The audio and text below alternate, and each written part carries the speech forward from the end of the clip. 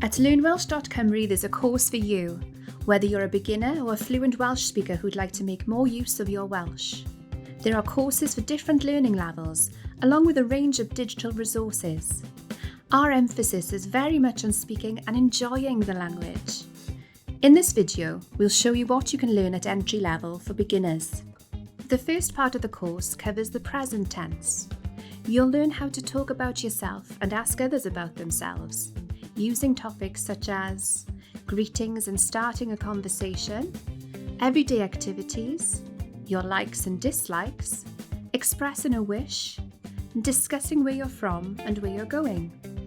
You'll then move on to talking about what you did in the past, over the weekend, for example, asking and answering questions about other people and things, talking about possessions, time and money.